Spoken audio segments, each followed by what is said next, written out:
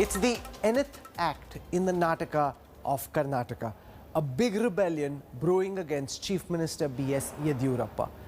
The current tremors have been triggered by reports that 50 to 60 MLAs want BSY out. The Chief Minister himself has hit back, flaunting support from Lingayat seers and saying on record that he will continue to be Chief Minister till the time the High Command asks him to resign. So what is going on? Are we now heading towards YEXIT, or will this Nataka carry on? Our Bengaluru bureau with our lead story tonight. The war is on. The rumblings are real. And the end game could be the most unthinkable upheaval for Chief Minister Yediyurappa, with the BJP government firmly sitting in factions for and against the Chief Minister. Wheels have begun to turn, both within the party and in the Chief Minister's office. Most crucially, the BJP's Karnataka unit will hold a core committee meeting on June 17th, amidst all this talk of leadership change in the state. The party's Karnataka in charge will use the meeting to submit a mood of the party report to the BJP High Command in Delhi. Breaking his silence a few days ago on speculation over the speculated leadership change, Yediyurappa said he will resign only when they ask him to do so. ಎಲ್ಲಿವರೆಗೆ Delhi high command ನನ್ನ ಬಗ್ಗೆ ವಿಶ್ವಾಸ ಇರುತ್ತೋ ಅಲ್ಲಿವರೆಗೆ ಮುಖ್ಯಮಂತ್ರಿಯಾಗಿ ಮುಂದುವರಿತೇನೆ. ಯಾವ ದಿವಸ ನೀವು ಬೇಡ ಯಡಿಯೂರಪ್ಪನವರೇ ಅಂತೇಳಿ ಅವ್ರು ಹೇಳ್ತಾರೋ ಆ ದಿವಸ ರಾಜೀನಾಮೆ ಕೊಟ್ಟು ನಮ್ಮ ರಾಜ್ಯದ ಅಭಿವೃದ್ಧಿಗೋಸ್ಕರ ಹಗಲು ರಾತ್ರಿ ಕೆಲಸ ಮಾಡ್ತೇನೆ.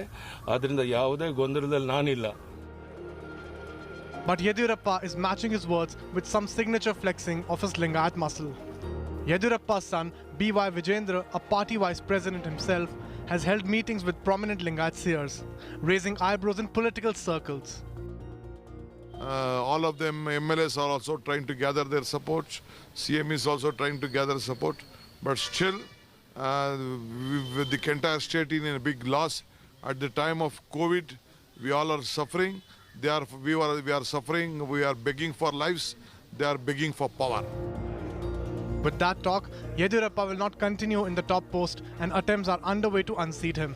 The imagery also serves as a reminder of Yediyurappa's strength. As Yediyurappa has not gained support from his MLAs, his family has now turned to seers from his community to rally behind him. However, this meeting is termed as a courtesy call, but the political message is strong and clear. But as we have reported before, Yediyurappa, the Lingayat strongman, cannot be easily dethroned, and has proven in the past that looking beyond him can be a problematic exercise for the BJP. But if Mission YEXIT does manage to gather strength, if BJP High Command decides to replace Yediyurappa with another Lingayat, these are four probables. And if BJP decides to go with communities other than Lingayats, these are the four probables.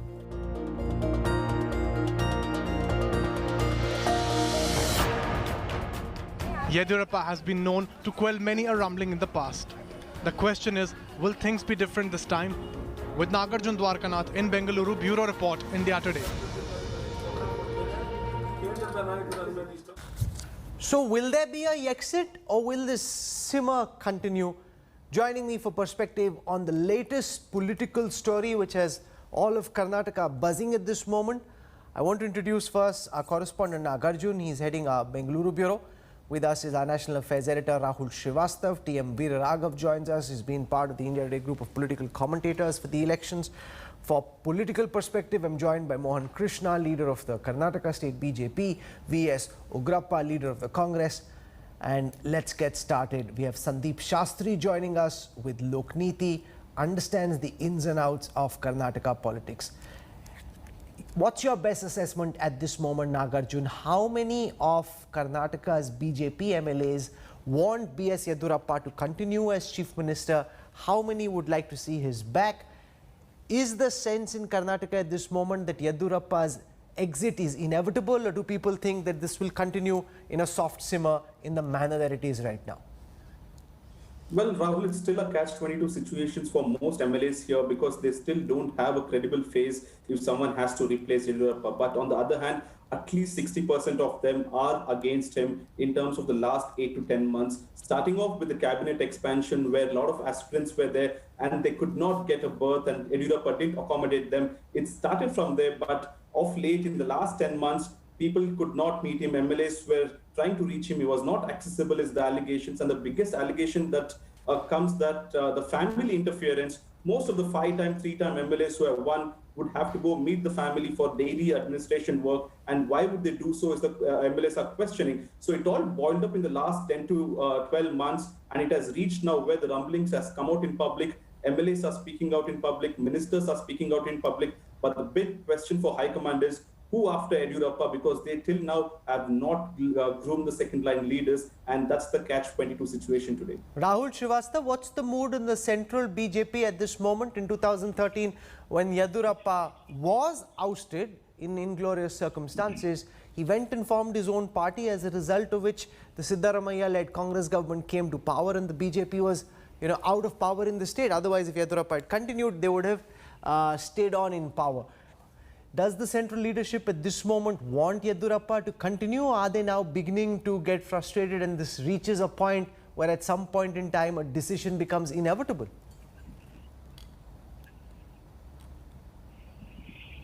Rahul, the BJP is caught in a bind. You see, in South India was a planet out of the BJP solar system at one time. Two things happened to the BJP. One is Yediyurappa, and then a dominant vote bank that he controls, the Lingayat. And that is why last time around he became chief minister despite crossing that age limit ceiling that the BJP has created for holding public office. He's close to 78, I think. The problem right now for the BJP is that one, it has no alternative to Yediyurappa, and second, it has no alternative to the Lingayat caste. Karnataka politics for the BJP has operated on two terms. One is mutt and second is money.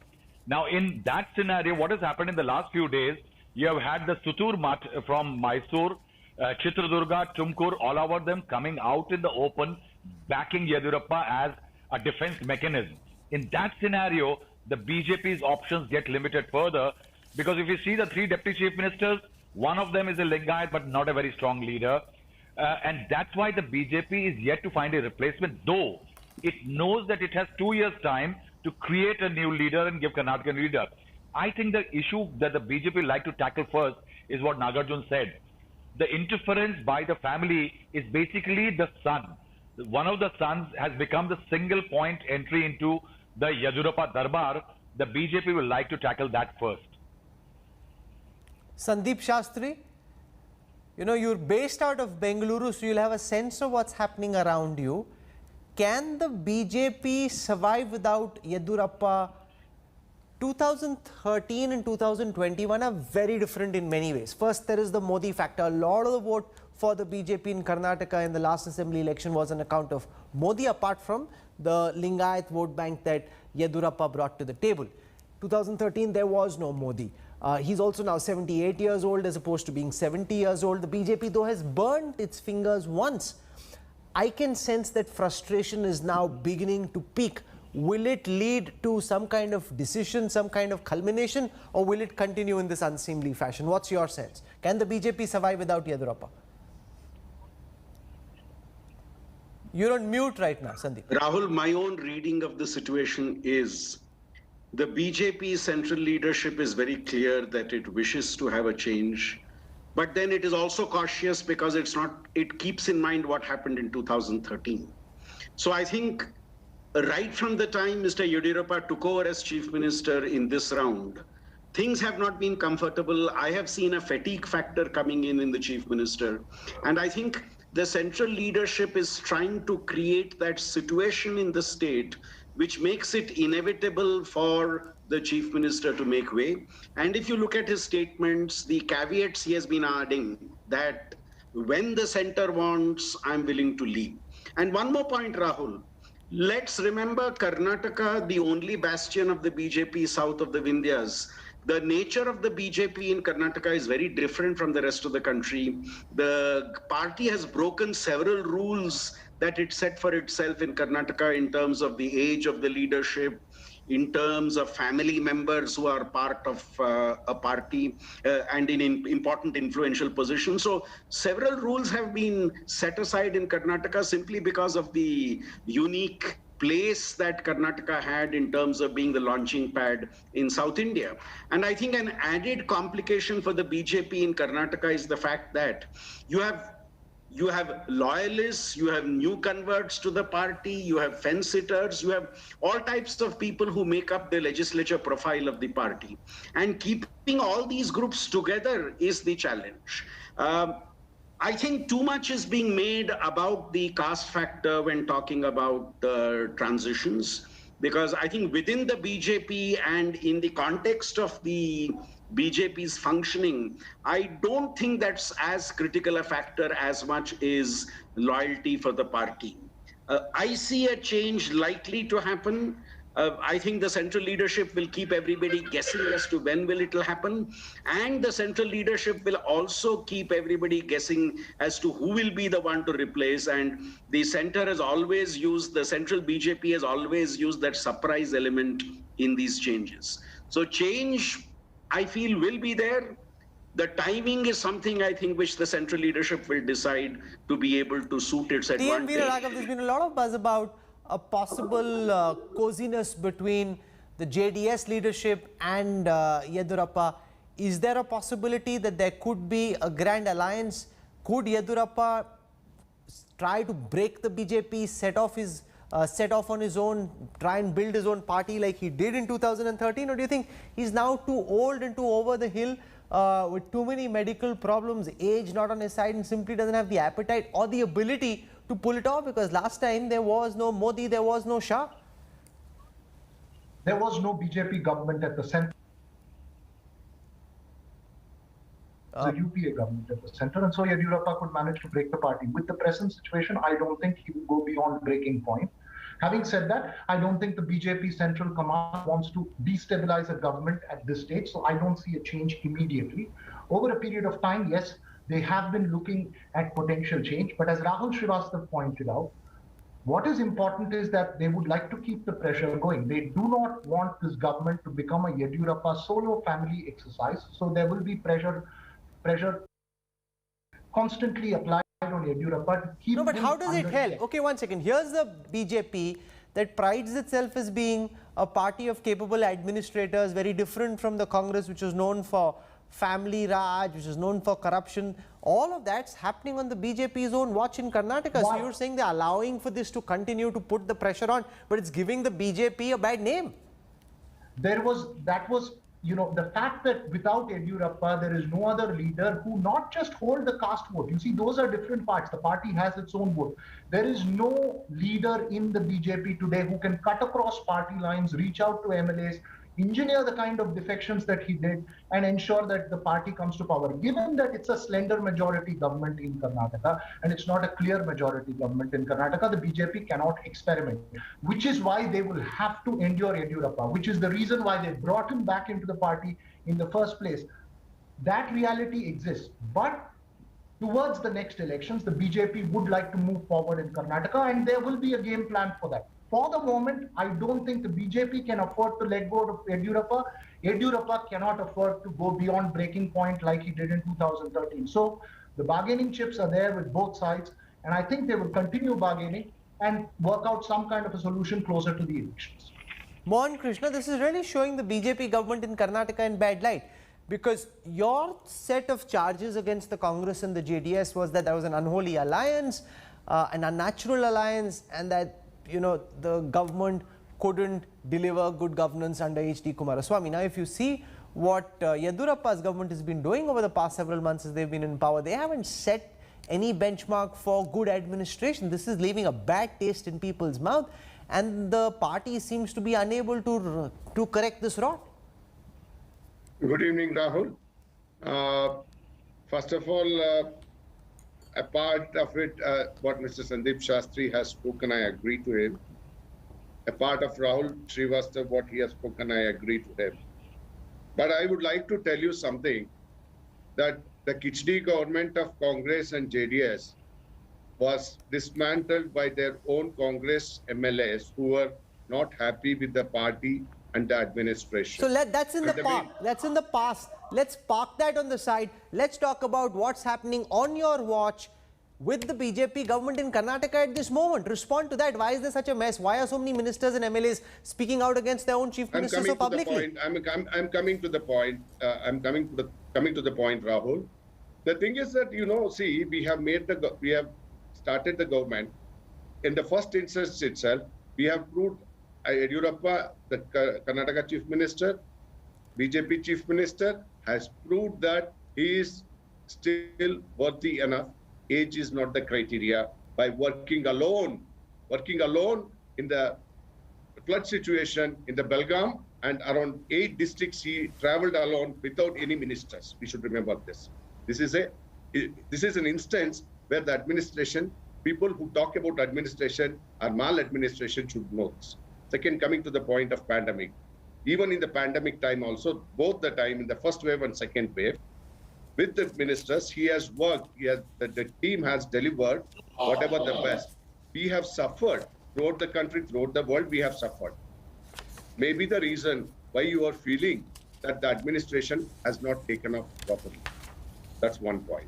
No, but that's not my question. I'm asking you a straight question. If your government is doing so well and its performance has been so great, why are so many BJP MLAs and ministers so publicly hostile to their own chief minister? Respond just to that question. Couple of MLAs and one or two ministers probably might have spoken. Okay, and they have also reconciled. And both the ministers said that Mr. Arun Singh, the voice of the High Command, who is in charge of the Karnataka state, is going to come to Bangalore tomorrow, and he's going to take care of all these issues. These are all the small issues. It is not that big, and it is not for the leadership change what they are asking. It is for the small issues that has to be sorted out. BS Yediyurappa, do you agree that this is a small issue, as the BJP spokesperson puts it? It's about reconciling individual aspirations, which the BJP central party leadership should be able to do. It doesn't mean that the chief minister's own position is under threat. In a way, that is their version. See, as far as my knowledge goes, Mr. Yediyurappa, this is the 4th time becoming the chief minister. At no point of time he had people's mandate. Only through Operation Kamala he became CM. For Operation Kamala, Mr. Yediyurappa had invested crores of money, around more than 1,000 crores. So when he became the chief minister... Can I intervene? Let him speak, please. Let him speak. He heard you patiently. I'll come back to you, sir. Please allow me to place the correct facts on record. He and his family members started from the day one to loot money, ignoring the development and party sincere workers and leaders. So BSY family has been taking bribes by way of RTGS. In every work, they are taking 25 to 30% of the kickbacks. No, but that's your charge. Where is the specific evidence to back this? While this has been said often, where is the specific charge to back this? Please listen to me. Please allow me to. Do you have any Please allow me to evidence for make that? my submission. This is not my party stand or my statement. These are the statements made by the BJP MLAs.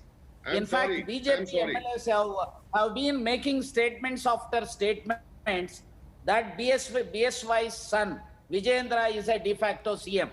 And he has been collecting money from various quarters. Rahul is talking something which is not relevant at all. No. That is the relevant fact. Why your MLA? It is not relevant. It is not relevant. You tell me. Are you there? BJP leader, please listen to me. So when Mr. Yediyurappa was a CM, you are making such a big charges against BJP MLAs and ministers and chief minister. Have you got proof with you? What is the evidence that you show it?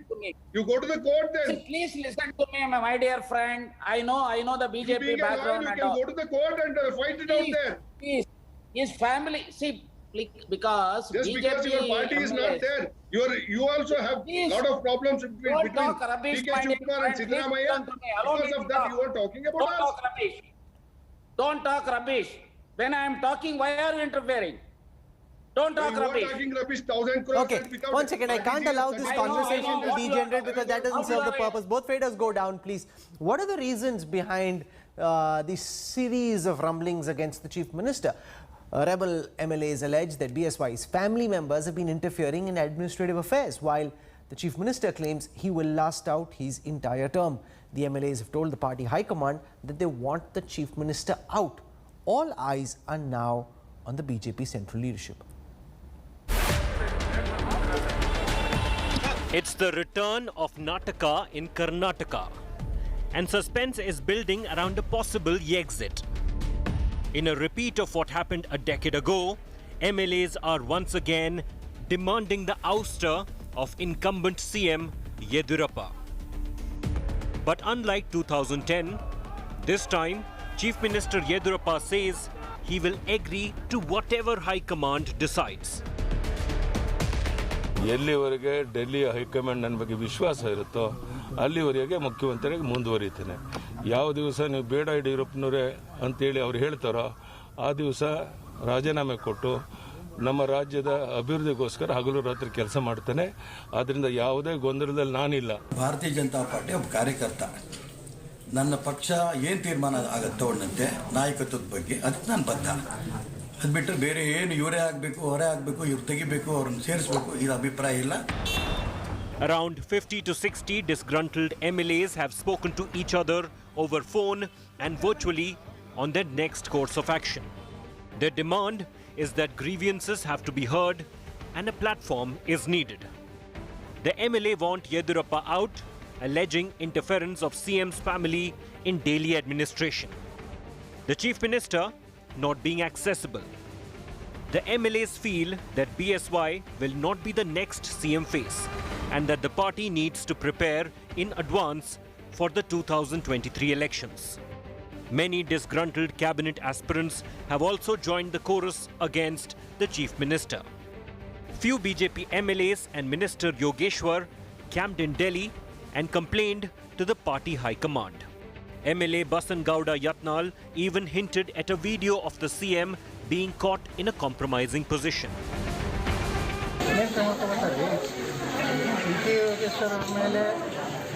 ಕ್ರಮ ತಗೊಳ್ಳುವಂಥ ಶಕ್ತಿ ಮುಖ್ಯಮಂತ್ರಿ ಯಡಿಯೂರಪ್ಪನವ್ರಿಗಿಲ್ಲ.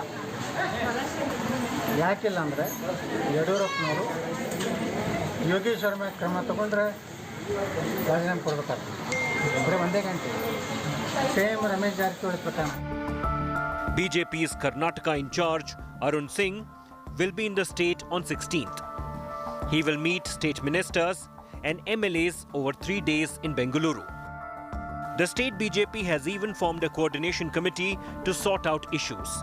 A 15-member committee would provide a platform to MLAs to air their grievances. Every 6 months, every year, legislative party is going. Because of the COVID, there is no legislative meeting. There is no change in the leadership. Another 2 years, Yediyurappa will continue. As talks of YEXIT gain traction, BJP MLA and Chief Minister's secretary claimed that he has signatures of 65 MLAs who have pledged their support to BS Yediyurappa. Sir 65ಕ್ಕೆ ಹೆಚ್ಚು ಜನ ಶಾಸಕರು ಆತ್ಮಸಾಕ್ಷಿಗೆ ಎದೆ ಮುಟ್ಕೊಂಡು ಸಹಿ ಹಾಕಿದ ಪತ್ರ ನನ್ನ okay. ಇದನ್ನ ಯಡಿಯೂರಪ್ಪನವರಾಗಲಿ ಕೆಲವರು ಹೇಳ್ತಾರೆ ಇದರಿಂದ ಯಾರ್ದಾರ ನನಗೆ ಗೊತ್ತೈತಿ ವಿಜಯೇಂದ್ರ ನನಗೇನ್ರಿ ವಿಜಯೇಂದ್ರ ಯಡಿಯೂರಪ್ಪನ ಮುಖ್ಯಮಂತ್ರಿಗಳು ವಿಜಯೇಂದ್ರ ಸ್ವಾಮಿ ಭಾರತೀಯ ಜನತಾ ಪಾರ್ಟಿ ರಾಜ್ಯದ ಉಪಾಧ್ಯಕ್ಷರು. ನಾನು 3 ಬಾರಿ ಶಾಸಕನಾಗಿದ್ದೀನಿ. ವಿಜಯೇಂದ್ರನ ಮಾತು ಕೇಳಿ ನಾನು ಕೇಳಿದೆ ಹೋಗ್ತಕ್ಕಂಥ ನಾನೇನಿರಲ್ಲ. ಅದು ಯಡಿಯೂರಪ್ಪನ ನಮ್ಮಂತವ್ರಿಗೆ ಹೇಳ್ಕೊಟ್ಟು ಹೇಳಿಕೆ ಕೊಡಿಸಲ್ಲ. The centre, though, is keeping its cards close to its chest. ಯಾವುದು ಸಹಿ ಸಂಗ್ರಹ ಏನು ನಡೀತಾ ಇಲ್ಲ. ಈಗ ನಮ್ಮೆಲ್ಲರ ಆದ್ಯತೆ ಇರೋದು ಕೋವಿಡ್ ಮ್ಯಾನೇಜ್ಮೆಂಟು, ನಿಯಂತ್ರಣ ಇತ್ಯಾದಿ ಎಲ್ಲ ಇದೆ. ಹಾಗಾಗಿ ಯಾವ ಸಹಿ ಸಂಗ್ರಹನೂ ನಡೀತಾ ಇಲ್ಲ. One thing is certain, Mission YEXIT is well and truly afoot in Karnataka. Will Chief Minister BSY survive? With Nagarjun Dwarkanath, Bureau Report, India Today. The Chief Minister, of course, complains and alleges that there are people in the central BJP leadership who are out to get him. And how much of a factor is that, Nagarjun? This supposed rivalry between people in the BJP's organization and the Chief Minister, and the Chief Minister's apprehension that those who are from his state are opposed to him and therefore don't want to see him as Chief Minister and rather have one of their own nominees. Well, that is true, Rahul. In fact, without the blessings of High Command, the rebel MLAs would not voice their opinion in public.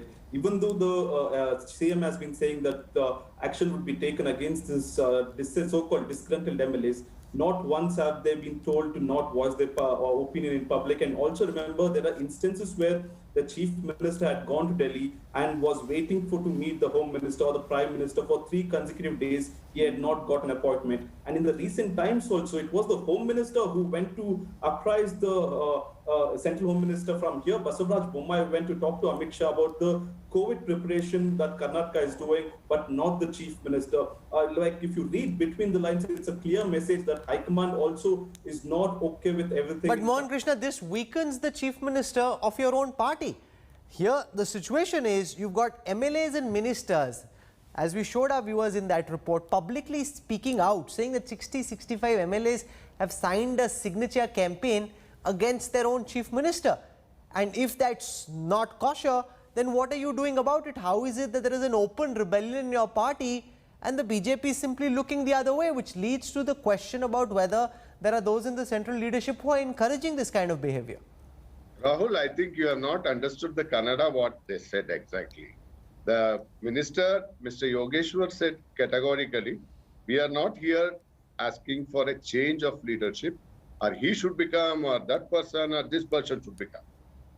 We are here that some issues are there that has to be sorted out. That's what it is. What Mr. Yogeshwar has said. And as far as the political secretary, Mr. Renukacharya, he was talking about 65 signatures. 65 signatures, what he is talking is in support of Mr. Yediyurappa, not against Yediyurappa. But that has also been cautioned to him that the High Command and Mr. Arun Singh has said categorically to both of them, in public, nobody should speak. And so just one second. Now, if in the Chief Minister's office they say we have 60-65 signatures in our favor, and if the number of seats that you have are 128, the number of MLAs that you have is much more, then what about the others? Why aren't the others signing up? The fact is that all of this is public admission of the fact that all is not well in Karnataka. No, all is well in Karnataka, Rahul. I could tell you very. I'm giving examples. Mr. K.S. Yediyurappa, who is a senior minister in Karnataka, who is handling RDPR, he has also said that whatever the problems will be sorted out during the visit of Mr. Arun Singh. See, we have internal democracy in BJP, unlike other parties, where they don't have. They have the only thing is when we have internal democracy, it will be heard. Whatever the issues will be heard by the.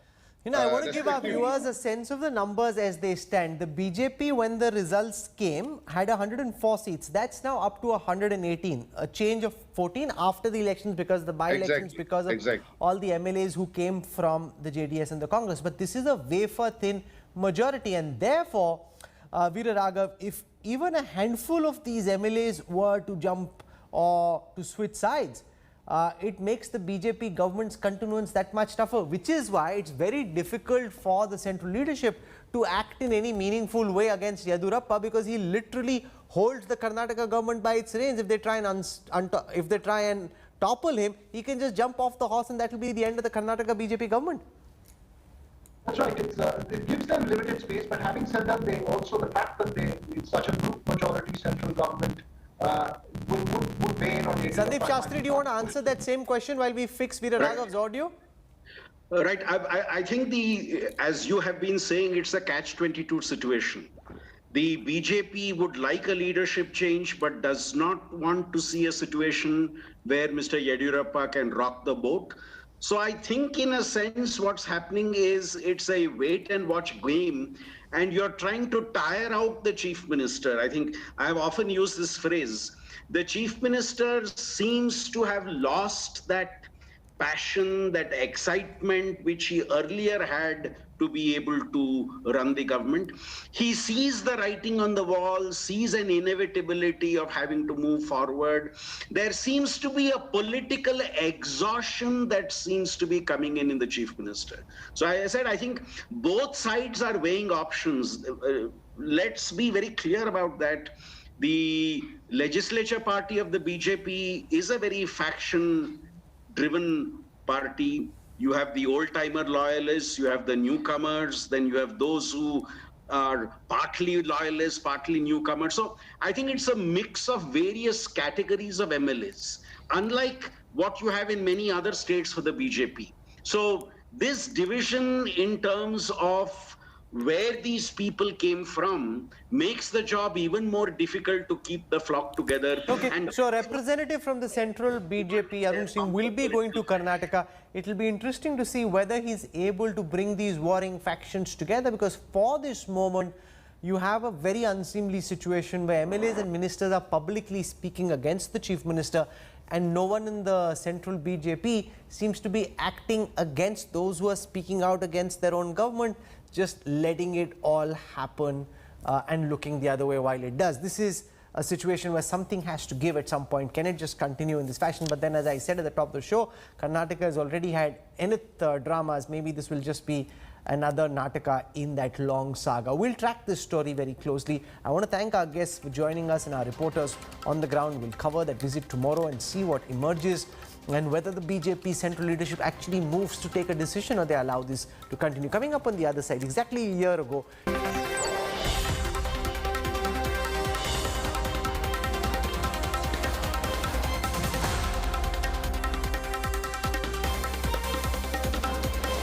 you're on board the Newstrack. I want to show you some key excerpts from an exclusive India Today group interview with Uttar Pradesh's former Chief Minister and Samajwadi Party leader Akhilesh Yadav. This is the first time that Akhilesh is speaking out after the municipal panchayat election results came out, where the Samajwadi Party candidates did well.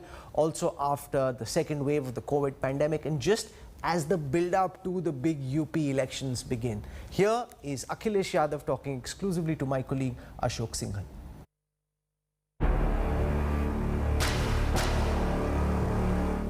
Supreme court के फैसले के बाद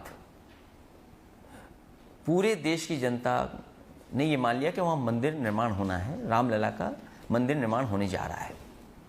और वहीं से ऐसी खबरें अगर आएं कि जहाँ पर भ्रष्टाचार हुआ है, तो कम से कम जिन पे आरोप लगे हैं, जो वो ट्रस्ट के मेंबर हैं, सबसे पहले तो उन ट्रस्ट के मेंबरों को अपने पद से इस्तीफा दे देना चाहिए, क्योंकि मर्यादा पुरुषोत्तम राम के लिए अगर कोई काम हो रहा हो और प्रश्न उन्हीं पे लग रहा हो जो ट्रस्ट के लोग हैं, जिन्हें संभालना है सब कुछ, तो जब तक ये भ्रष्टाचार के आरोप लगे हैं उन पर, तब तक सभी ट्रस्ट के मेंबरों को इस्तीफा दे देना चाहिए। और जहां तक आज बता रहे हैं कि सर्किल रेट मार्केट वैल्यू के हिसाब से उन्हें ज़मीन दी है, मैं उनसे जानना चाहता हूं।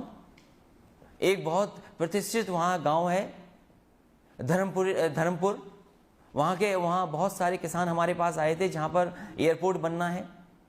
अगर एयरपोर्ट बनना है और ग्रामीण जनता तैयार है ज़मीन देने के लिए, वो यहाँ पर भी हमसे मिले, तो उस समय भी मैंने ये कहा कि सरकार से कहिए आप, और सरकार से मांग की थी कि 6 गुना सर्किल रेट बढ़ा करके मुआवजा दे दें, पूरे किसान वहाँ ज़मीन देने को तैयार हैं।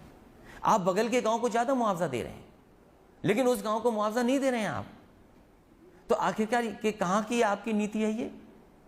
कोई विकास के लिए रोकना नहीं चाहता, विकास को कोई रोकना नहीं चाहता, और वहीं यहाँ भ्रष्टाचार हो गया हो इतना बड़ा।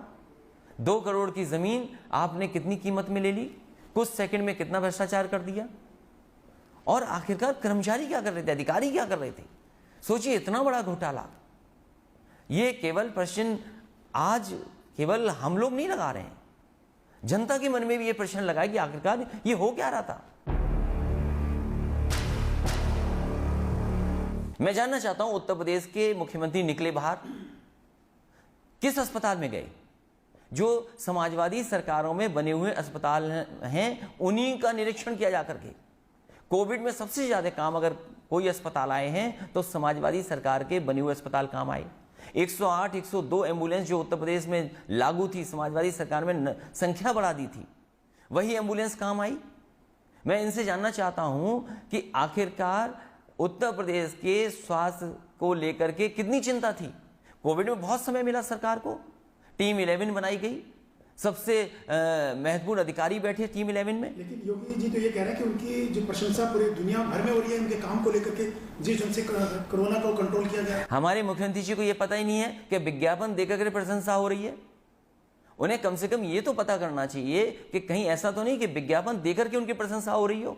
जिस तरीके से जनता परेशान हुई है कोविड के ज़माने में, कोविड को लेकर के जो व्यवस्था सरकार को करनी चाहिए थी वो नहीं की। जनता को अनाज छोड़ दिया सरकार ने और लोगों को अपना इंतज़ाम खुद करना पड़ा।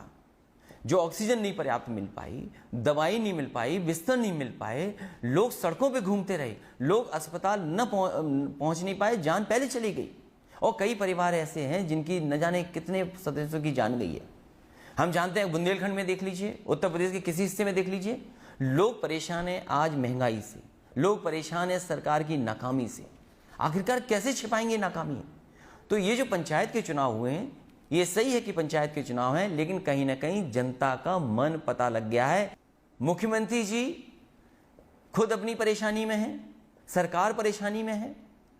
कभी दिल्ली वाले लखनऊ चक्कर लगा रहे हैं, कभी लखनऊ वाले दिल्ली में चक्कर लगा रहे हैं। तो ये केवल पंचायत के चुनाव का असर है। और मैं आपको यकीन दिलाता हूं, उत्तर प्रदेश की जनता भारतीय जनता पार्टी को सबक सिखाने के लिए तैयार है।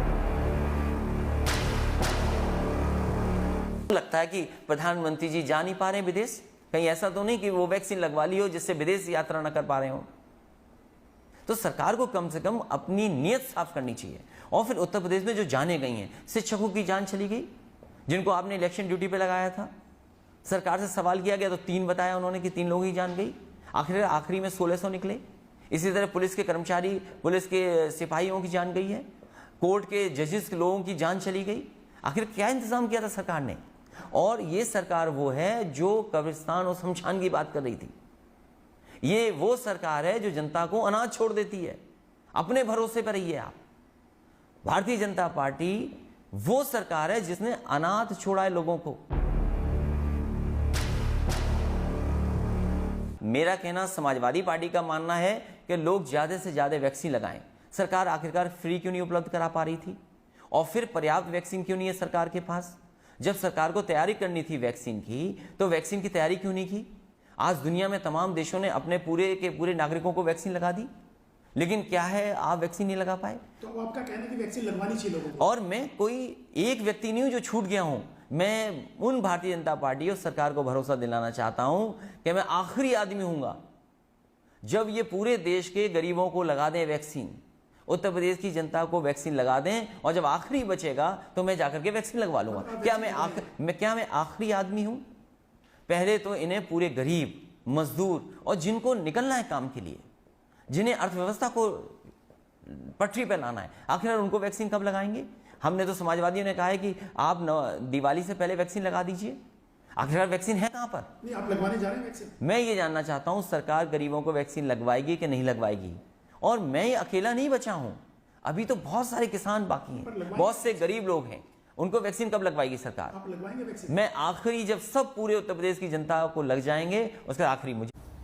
Now, Akhilesh Yadav will really need to be aggressive on the ground across the state of Uttar Pradesh if he hopes to make a fight of the 2022 elections. We'll track them like absolutely no other network will.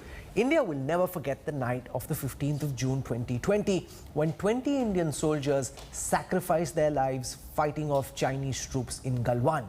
The Chinese came armed with clubs, barbed wires and rods, and the Indian soldiers led by Colonel Santosh Babu fought off the PLA troops valiantly. We salute the Indian Army Jawans.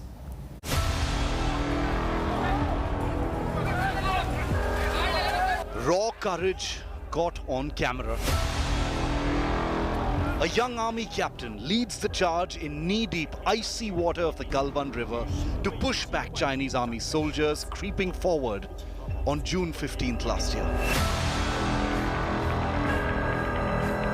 Courage caught on Chinese cameras as the young braveheart stares the enemy down. Inspired by this brave officer, Colonel Santosh Babu, commanding officer of the 16th Bihar Regiment, led from the front He was tasked to construct an observation post at Galwan. The Chinese attacked the Indian army at the line of actual control. But despite being outnumbered, Chinese soldiers pelting stones from adjoining heights and attacking with sharp metal rods with spikes, Colonel Santosh Babu refused to be evacuated and led from the front. He was awarded the Mahavir Chakra posthumously. It was not a local action by the PLA, it was a planned ambush. But the PLA was surprised, despite our troops being taken aback by this planned ambush, by the retaliation and response of Colonel Santosh Babu and his men. Those 20 martyrs, we salute them. And because of that, there is the cost they inflicted on the PLA was so heavy that PLA thereafter decided that this is not a good strategy, it's not good tactics. Naib Subedar Nuduram Soren led his column bravely in the Galwan River clash and resisted the enemy's efforts to push back Indian soldiers. He fought to his last breath in icy cold waters and was awarded a Veer Chakra posthumously. Havildar K. Parani, the gunner, was part of the 16 Bihar patrol that was attacked by the Chinese troops. Despite being outnumbered, Havildar Parani led from the front and made the supreme sacrifice. He was awarded the Veer Chakra posthumously. Nayak Deepak Singh, the battlefield nursing assistant in the middle of the battle, continued to provide aid to injured soldiers. He was killed in action, saving the lives of his comrades in arms. He was awarded the Veer Chakra posthumously. Sepoy Gurtej Singh, who spotted the enemy build-up and alerted fellow troops about it, and rushed into the battle to save his brothers in arms. Despite being grievously injured, he continued to fight to his last breath, ensuring the Chinese soldiers were pushed back. He was awarded the Veer Chakra posthumously. Havildar Tejinder Singh, the gunner from the medium regiment, pushed into the heart of the battle to push back numerically superior adversaries and continued to fight till his last breath. His leadership in battle inspired his comrades to push back the Chinese. He was also awarded the Veer Chakra. The valor exhibited by Colonel Babu and the brave men has proved that India cannot be taken for granted. That the Indian army will retaliate should the Chinese attempt to change the LAC. 14 other braves who made the supreme sacrifice of their lives were awarded the Sena Medal for gallantry for resisting the Chinese attempts to push back Indian soldiers, establishing an observation post in Galwan. The country will never forget. Bureau Report, India Today. This is where we wrap up the Newstrack tonight. For your time and your trust, thank you very much. Look forward to seeing you 8 p.m. tomorrow. Goodbye. Good night.